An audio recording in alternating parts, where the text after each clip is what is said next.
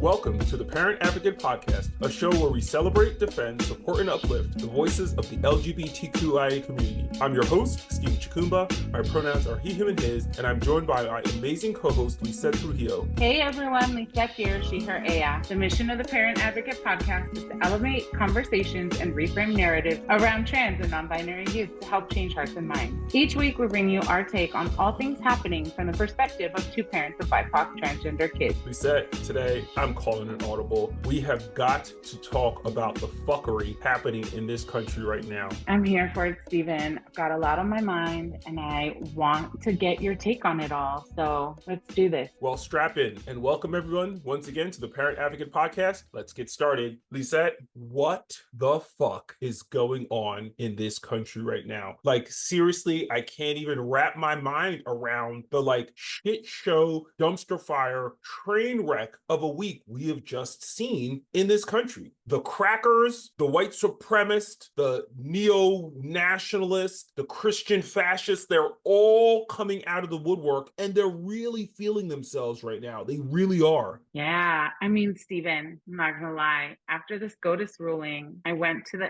SWV Escape concert and thought, might this be the last real concert I ever see if our country comes to a crashing end? Is the experiment over? How did we get here? I had a solid cry yesterday. So for our listeners who may not know what they're talking about because they may be tuned out, I know a lot of people who don't watch the news, who don't read the news, who don't get newspapers, who don't have CNN feeds in their Facebook or social media. What's happened? So on Tuesday of last week, the Supreme Court ruled on Trump v.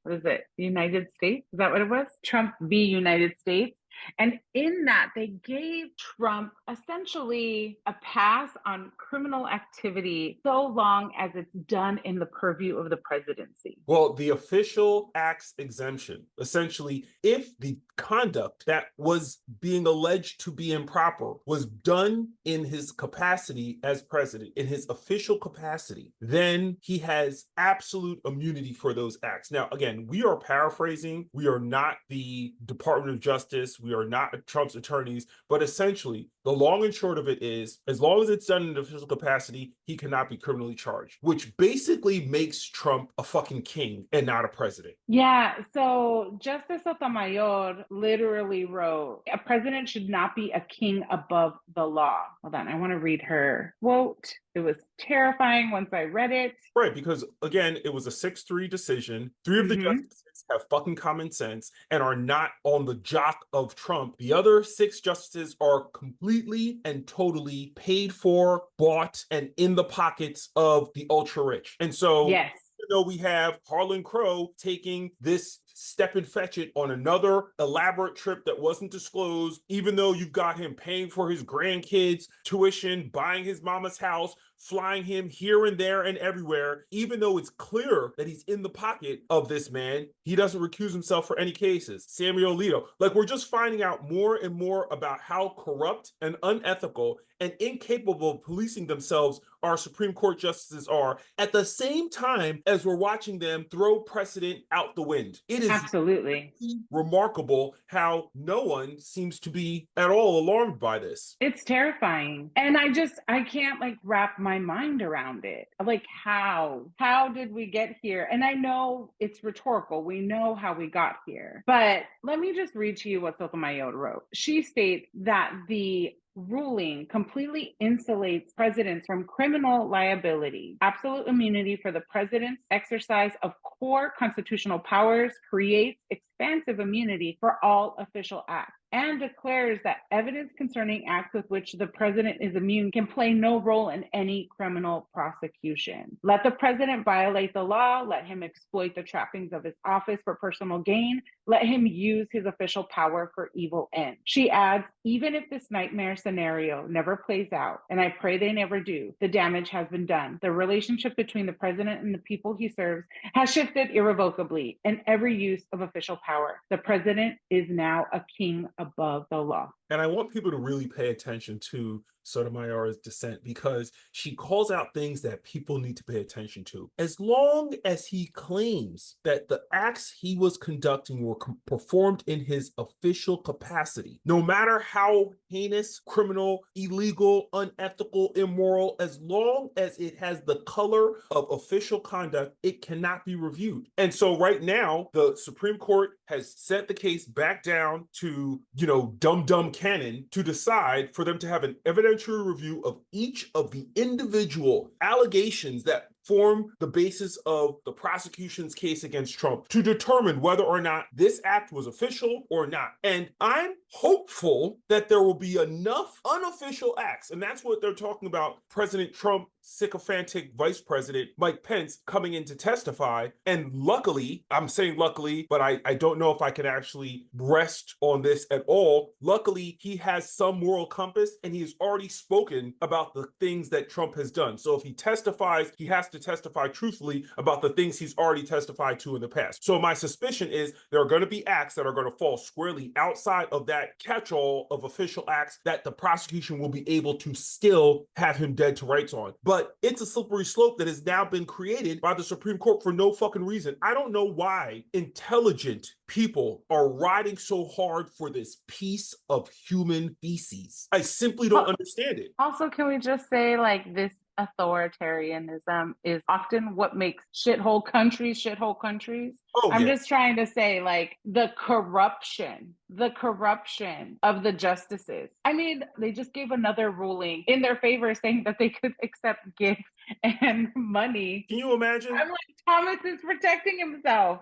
Like, that's just disgusting. It's blatant and disgusting. And this is what we're dealing with in this country. Everyone is talking about other countries and how other countries are banana republics. Exactly. Go back to your country. Motherfucker, I'm about to go to other people's countries because they're at least looking at us like y'all are some bullshit. And that's the thing that I don't think people fully appreciate. The rest of the world is looking at the United States, eating popcorn and sipping tea, watching our slow, steady, predictable, inevitable decline to the point where the absolute rich run everything and we're just a bunch of mice running in a wheel, hoping to curry favor with the people that have all the wealth, all the resources, all the water, you know what I'm saying? All the clean air.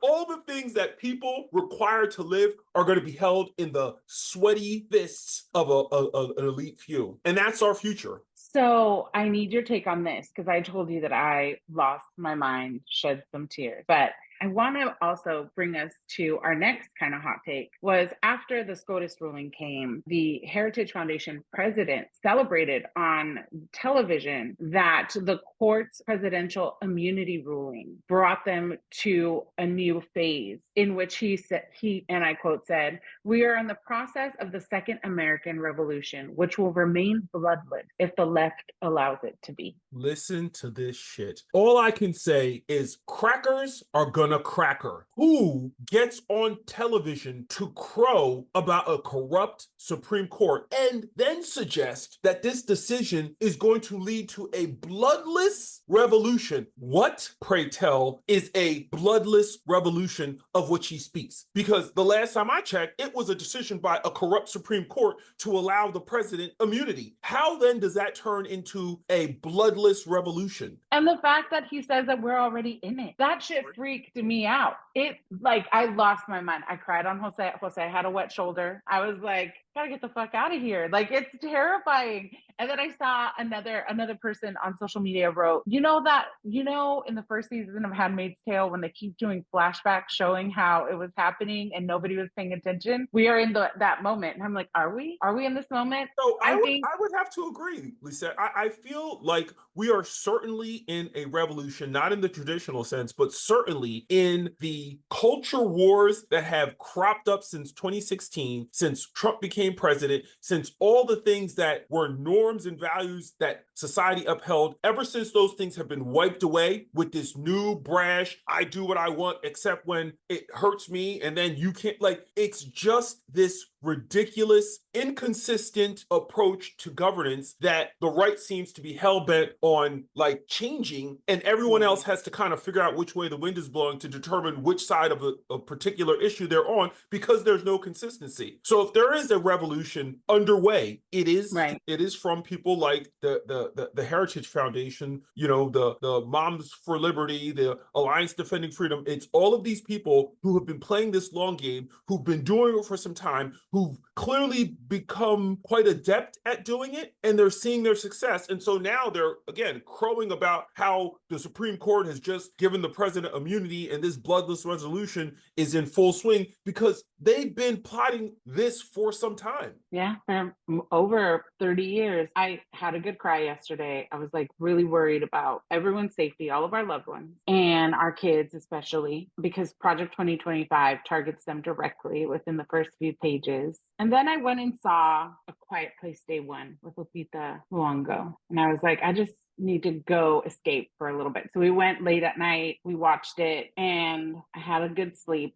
And I just thought to myself, okay, what can we do? We know that Congress and the Senate can change everything the Supreme Court does. I was today years old, Stephen, when I learned that the reason why there's 9 Supreme Court justices is because at the time there were only 9 circuit courts, and now there are 13. So technically we should have 13 justices. More justices. And that's what they keep talking about reformation as it relates to the Supreme Court, is increasing their numbers so that there's parity between the district courts and the Supreme Court justices. And that is what, if we had the Senate, Congress, and the White House, we could get accomplished. We need people to understand the importance of voting. Like, I cannot stress this point enough. Do not allow them to dissuade you from going to the polls, and do not allow them to dissuade you from voting for the single person. Again, top of the ballot right now is important. But all the way down. All the way down. On, Team Blue all the way down, even if you're a Republican, even if you're an independent, even if you're a progressive, even if you're a libertarian. The fact of the matter is, all of our collective futures depend on having a Senate and a House that is functional. Let's say that. Functional House of Representatives, a functional Senate, and an intelligent, not morally corrupt, sycophantic, perverted president in the executive office, because that is the only way change is going to come. If you look at the past 4 years, even with Biden in the as president, we've still had to deal with the fucking dysfunctional House fucking shit up, infighting, making just a hot mess, making our country look like a bunch of jackasses and getting virtually nothing done. That's been the past 4 years. President, a sane person. I talked to my sister today because she was terrified, and my brother-in-law was like, I don't like that stuff. And I was like, even if he doesn't like politics, it's impacting all of our lives, so he needs to get on it. And so my sister and I were having a long talk this morning, because yesterday she was freaked out, and I was like, I was freaked out, you were freaked out, we didn't help each other out. But we have to remind our friends, our family, our loved ones that every electoral race matters this time. Every electoral race. Like in the state of Arizona, we're 2 seats away in each house of flipping them. If we can flip them, and we have a governor who's willing to stop discriminatory laws from going into place, we can actually do something like positive in our state and pass a statewide non-discrim. We can protect immigrants in our state. We can do all the things that we dream of doing when we're talking about creating like communities that can thrive, where people can have a path forward to citizenship, right? Like we can push our electeds to do the things that need to get done. And Congress and the Senate can undo the harms that SCOTUS has done. And Biden needs to expand the court. Like, that is just the fact that they haven't done any of this is really frustrating. Also, my second point, and you're a lawyer, and I want to know, how is it that the president of the Heritage Foundation could go on social media, go on television, go viral, saying that he is actively trying to overthrow the American government and nothing is being done? Okay. So, former attorney, I'm no longer a practicing attorney, so we're clear. So my swords are not sharp at all when it comes to some of this analysis. However, if he is only speaking hyperbolically, he's not really actively threatening to overthrow the government. So, I mean, I think there has to be some actual intent. And a public figure saying something hyperbolic is not the same as a person actively plotting to overthrow the government. So that's just that. But I want to move on to another topic that's related to this one, but Okay. it's still important to talk about because we're talking about how do we unfuck ourselves based on what we've seen. And one of the things we're talking about is voting. And I need Black people specifically, Black people who are listening to us, please do not fall for the okey doke. When Trump tells you immigrants are trying to take your Black jobs and we put up these memes about, oh, I'm going to my Black job. Okay, that's funny and that's great, but recognize the disdain that this man holds for you, and don't allow those few scenes of Blacks for Trump and your step and fetch it Blacks in the background holding up signs. Don't allow those people to be indicative of what's happening. This man is utterly and absolutely deplorable. The fact that he thinks of us as a monolith, that he thinks that we have some sort of affinity for him because he's a felon, that we have some affinity for him because he sells golden sneakers, that we have some affinity for him because he thinks somehow that telling us that he's going to protect our jobs from immigrants somehow means that we're going to align with him.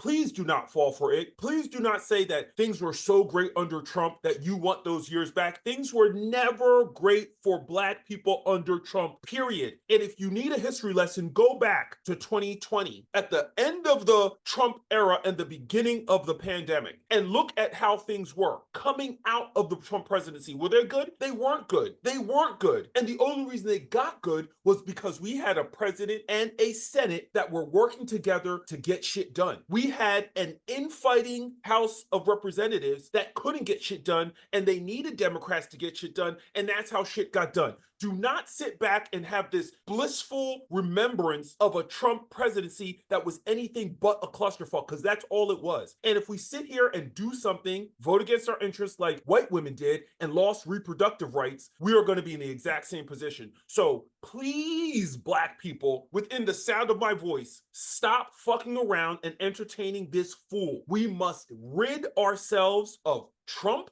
MAGA Republicans, and all of these neo-fascist Christian white nationalist fucks that are fucking our country up, for the love of all that is good and holy. Rant over. I think you bring up something really important, though. I think the reason why Trump, used that tactic is that so often Latina communities and Black communities and Asian communities have been disjointed, right? Like that is a way to continue oppression, is by dividing and conquering the people that you're trying to oppress. And I think that the reality is that we have seen this administration fall short in a lot of ways. And there's been good things and bad things. But what we saw under Trump was horrifying. And what they plan to do, because it's not really Trump. Trump is a vehicle, right, for the moment. And they'll continue. Like if Trump loses, the heritage will regroup. They will find another way, right? Like they will continue to keep trying. They believe they have I think what people don't understand is that they have a fundamental belief, a fundamental religious belief that they should have dominion over the United States, right? Like that's this Christian dominion belief system that they all fall under. So like they are actively, it's a fundamental belief for them. But we understand, I think, as communities of color, that like there are systems in which racism or caste, or however you want to communicate it, do create harms in our communities. And so I think voting for progressive candidates all the way through will allow us to be not reactive, but actually begin building communities and policies that will keep us safe, right? And I think that we have to start being honest, right? Like Jose was like laughing at some of, I'm going to my Black job. And then some of it, he was like, oh, that hurt. Cause like Jose is an immigrant, right?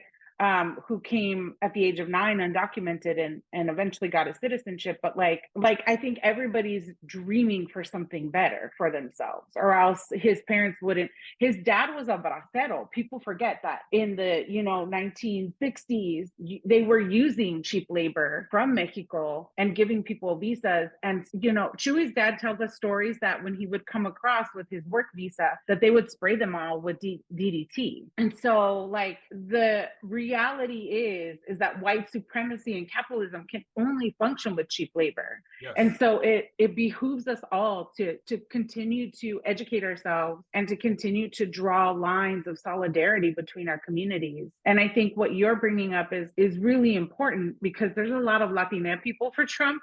And also, there's a small faction that is wanting Robert F. Kennedy to win. And I'm just like, he is of the same ilk, right? Like, he is just as bad as Trump. And I think that conservatives need to really think about their values, maybe critically question why you're okay with harming people in the process of creating comfort for yourself. I mean, there's so much happening. Let's examine imperialism, right? Globe, okay? Yeah. Because Yeah. what we're seeing happening in our country is a play that has been run in so many different countries across the globe, where there is abject suffering of those populations. You have a corrupt few at the very top living high on the hog. Private jets, lavish trips, all types of finery surrounds them and their families. One step below are the sycophantic supporters, the people who have proximity to wealth and power, and for that reason are beholden to that corrupt, powerful cabal at the top. And then you have everybody else living hand to mouth, paycheck to paycheck in abject poverty. That play is across the globe. There is no country where you do not see that exact same thing. And that is something that is a vestige of British, Spanish, French, Portuguese, German imperialism. And unfortunately, we have not learned. We who have been isolated and insulated from this for years, not recognizing the play is being run the whole time, like, we're appalled when we hear stories about child labor in the United States. That is so fucking common. We just don't hear about it because they're pretty good at keeping it under wraps. But it happens in this country too. So we're no different than the Congo. We're no different than Rwanda. We're no different than any other country where they're using child labor so that their labor costs are low and their profits are astronomical. So this little, black jobs and immigrants and all of that, it's smoke and mirrors, because you best believe they are using undocumented labor. You best believe they are paying people slave wages. You best believe they are knocking down unions and doing everything in their power to make sure they can squeeze every single dime of effort from every single one of us. And that's whether you work in a blue collar job, a white collar job. It doesn't matter what you're doing. If you're not the owner of that company and you are working for wages, you are part of this thing that is invariably going to find yourself fucked, because the rich don't give a fuck about you. And those corporations, when I say the rich, I'm talking about the corporations that control everything. Yeah, not small business, because small businesses are people who just have made a job for themselves. That's too. All. And they are making ends meet. I think, and I also think what I love about our podcast and what I love about you and I as a duo on this is that we also break the stereotype about what immigration looks like. Because the idea is that it's just Mexicans hungrily coming across the border, and it's not. It's global. Not. It's global. It's individuals from the globe coming here looking for a better life, because we have depleted resources from so many parts of the world. Right. Because of what we've done to other people in their homes, they can no longer make livings in their homes, so they're coming here to try to make a living, to send that wealth back home, because their home no longer has opportunities that were once there before countries like the United States, Britain, Spain came in and took their shit and installed people who are not good for them to continue to allow private entities to come into, I am looking at my country. I'm looking at Nigeria, looking at the Chinese coming in and buying mines, buying land, buying large swaths of properties, and our dumb leaders allowing our national assets to be privatized and sold to foreign entities. What the fuck? And then you're having these, no offense, Chinese people listen to the show, but you're having these Chinese people abusing their Nigerian workers in Nigeria as fucking if. I just don't understand how countries allow other entities into their sovereign soil to abuse their own citizenry. Like, that doesn't make any sense. It doesn't make any sense. And it's happening over and over and over again, to the point, like, like it's enshrined in the way we conduct ourselves, the way we do business, the way we allow these multinational deals to take place. Yeah, what you're saying is really important. I'm really hoping that this election, people can do what's right for us in our country, while we as a collective moving forward do what's right for the global majority, right? Like, I think, how do we become globally minded while still making the correct, like, not correct, but while still being mindful of our own safety, right? How do we do that? And I think this election is kind of that, right? So I feel worried, but I woke up this morning feeling a little bit more resolved. What I would like to know is, because we're winding down and our hot takes can take forever, but what are 3 things you want our listeners to do in the next 4 months? First and foremost, educate yourself on what's happening in your state, in your county, in your city, in your town. Become abundantly familiar with who is going to be on the ballot in November. So the first thing is become educated. The second thing is make sure that you and everyone that you know is registered to vote. Irrespective of party, be registered to vote. You cannot make a difference if you are not part of the solution, and being a registered voter is part of the solution. And third, and most importantly, is get your asses to the ballots. If you are out of state, make sure you do what you got to do to get your absentee or mail-in ballot. If you are in state, make sure you know what date your elections are and you have a way to get there. You know that these fucking fuckers are trying to fuck with our ballots, so make sure you bring water, make sure you bring supplies, make sure you bring food, make sure you phone a friend before you head out. Make sure that you are diligent and vigilant, but you get your asses to the ballots and you vote. Absolutely. I think I want people to pay attention to who the judges are that they're voting for. So many are on the next ballot. I know I'm one of those people that's like angry that no one is being held accountable. And this is our way of holding people accountable for this fuckery. And if you need a ride on November 9th, I will give you a ride if you live in my city. So, like, we all got to be committed to this moment. Well, that's our show for today, folks. I'd like to thank Lizette for allowing me to call this audible and getting some of this stuff off our chest, because this is some heavy stuff and I literally couldn't do this without you. So thank you for being my ride or die on this podcast. Even thank you for being here to listen to me lose my mind about what is happening to our democracy, or our democratic republic, as they would say. And I couldn't do this without you, and we couldn't do this without our listeners. So thank you so much for tuning in to the Parent Advocate Podcast. And folks, please be sure to subscribe to our YouTube and podcast, follow us on Instagram and Twitter, and do all the things you've got to do to stay up to date with everything we're doing here on the Parent Advocate Podcast. Bye. Bye.